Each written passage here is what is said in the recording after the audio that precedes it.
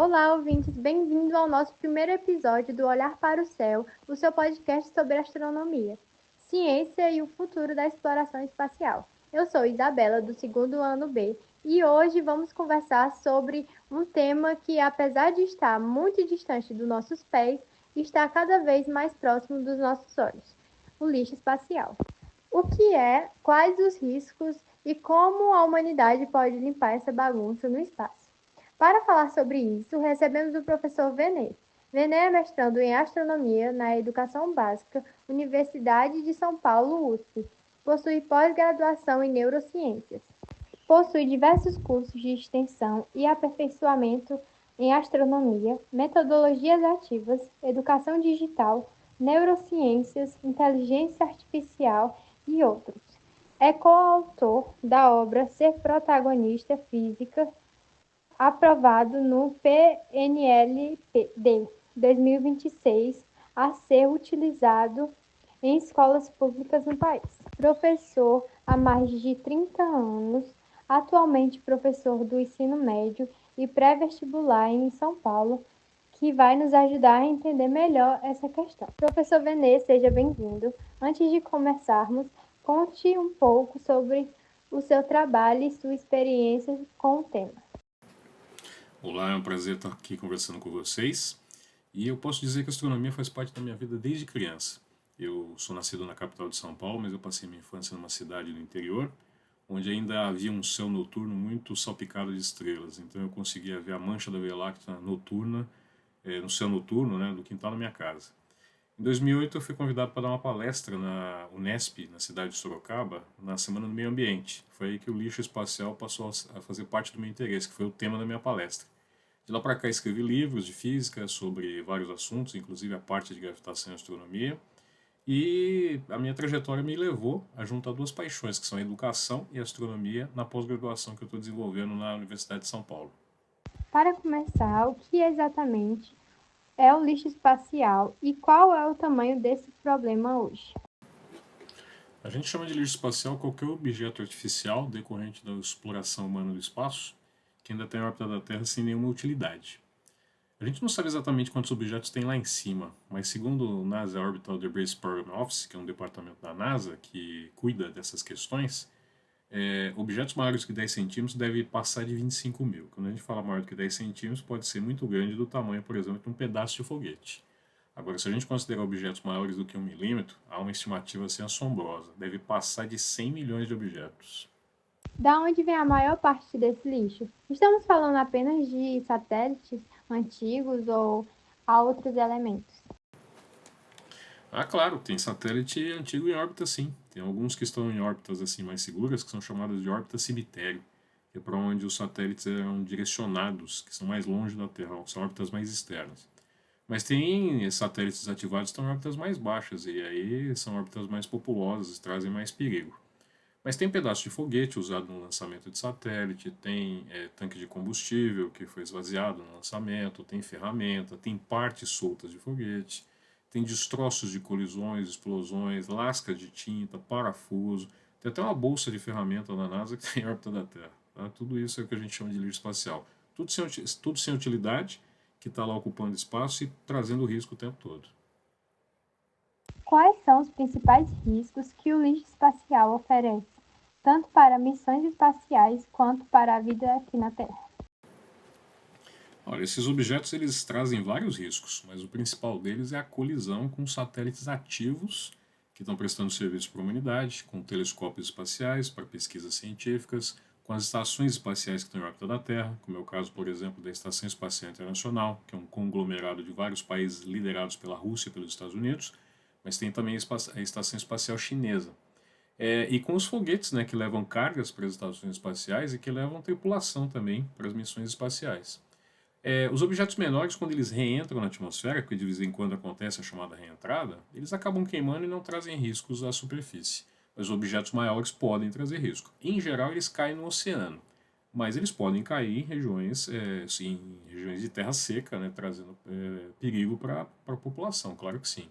Agora, o principal risco mesmo, né, que está deixando bastante preocupação, né, para quem trabalha com essas questões, é a colisão com satélites ativos que podem interromper serviços importantes que a humanidade usa rotineiramente. Já tivemos acidentes ou incidentes causados por lixo espacial que chamaram a atenção da comunidade científica?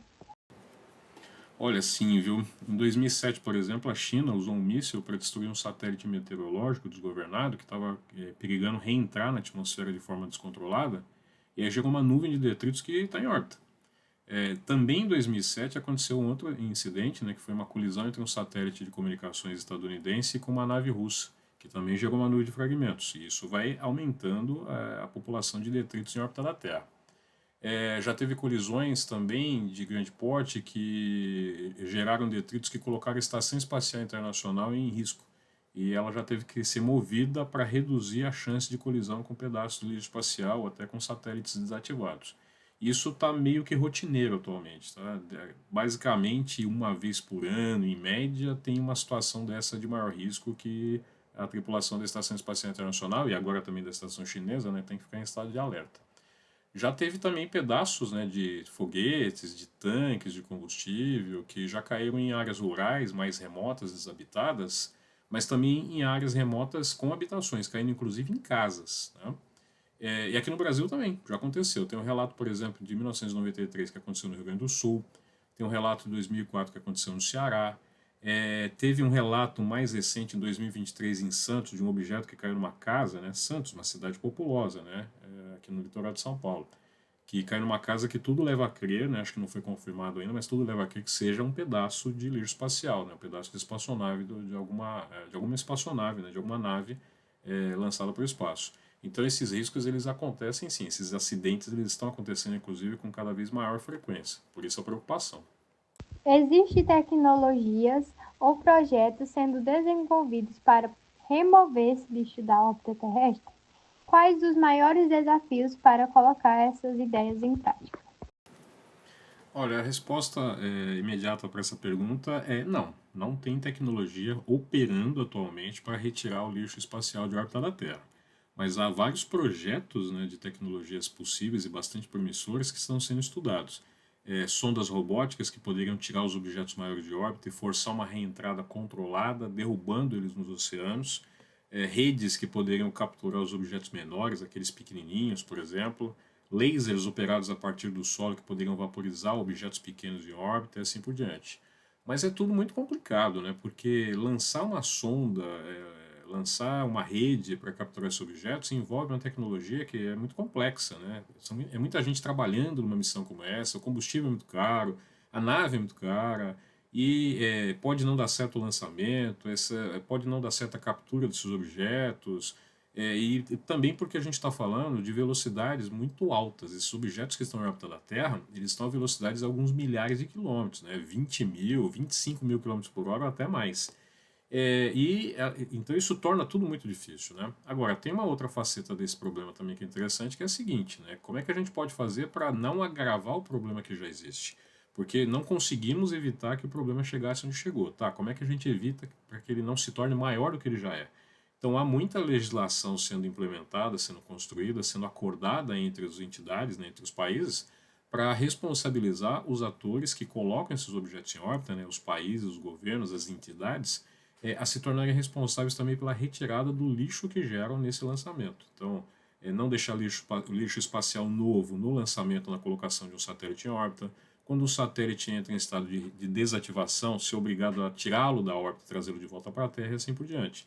Porque o problema está cada vez mais grave. Não só a ameaça para os satélites ativos, como eu já falei, mas também para as missões tripuladas para o espaço, né? E também os possíveis colisões e objetos que possam eventualmente vir a cair em regiões habitadas, populosas e assim por diante. Para finalizar, existe algo que nós, cidadãos comuns, possamos fazer para ajudar a reduzir o problema do lixo espacial? Olha, acho que essa é uma ótima pergunta para fechar nossa conversa, viu? Porque nós, cidadãos comuns, somos usuários dos serviços que esses satélites oferecem para a humanidade e a gente também é financiadora dessas tecnologias por meio dos impostos que a gente paga, muitas vezes até sem saber. Eu acho que a humanidade não tem por que abrir mão, né, dos benefícios tecnológicos que esses satélites trouxeram para a gente, né?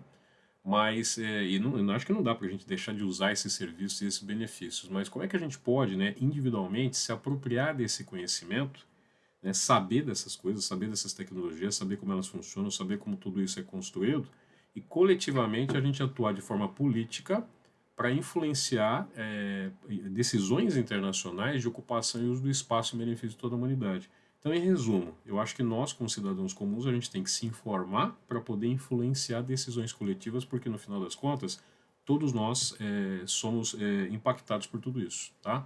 É uma tarefa bem difícil, mas é uma tarefa muito necessária. E eu acho que é direito de toda pessoa, de todo cidadão, de todo estudante, ter acesso a esses conhecimentos. Esse é exatamente um dos motivos pelos quais eu trabalho com isso e eu quero fazer divulgação disso, tá? Infelizmente, nosso tempo está chegando ao fim, mas o assunto certamente vai continuar rendendo.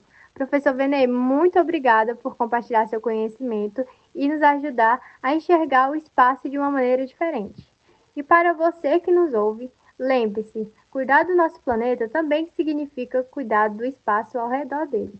Até o próximo episódio do Olhar para o Céu.